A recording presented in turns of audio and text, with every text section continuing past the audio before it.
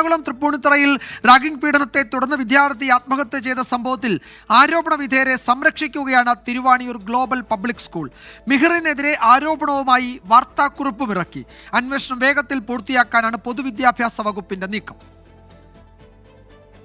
മിഹിർ ഫ്ളാറ്റിൽ നിന്നും ചാടി ആത്മഹത്യ ചെയ്ത സംഭവത്തിൽ പൊതുവിദ്യാഭ്യാസ വകുപ്പും പോലീസും അന്വേഷണം നടത്തുന്നതിനിടെയാണ് ആരോപണ വിധേയരായ കുട്ടികളെ ഉൾപ്പെടെ വെള്ളപൂശിക്കൊണ്ട് സ്കൂൾ അധികൃതർ വാർത്താക്കുറിപ്പ് പുറത്തിറക്കിയത്.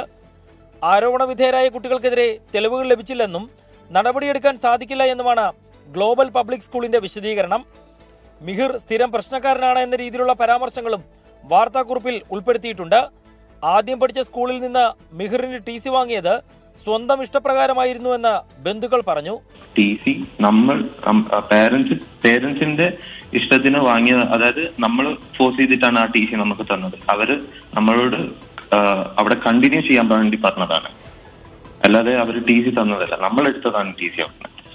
സഹപാഠികൾ ഉൾപ്പെടെ രൂപീകരിച്ച ഇൻസ്റ്റഗ്രാം ഗ്രൂപ്പിൽ മിഹിർ നേരിട്ട പീഡനങ്ങളെക്കുറിച്ച് ചർച്ചകളും നടന്നിട്ടുണ്ട്.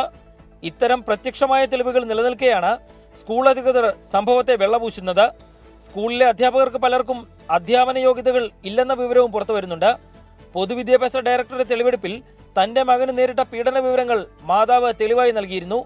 വരും ദിവസങ്ങളിൽ കൂടുതൽ കുട്ടികൾ സ്കൂളിൽ നടന്ന പീഡനങ്ങളെക്കുറിച്ച് വിവരങ്ങൾ പുറത്തു പറയുമെന്നാണ് മിഹിറിന്റെ ബന്ധുക്കളും വ്യക്തമാക്കുന്നത്.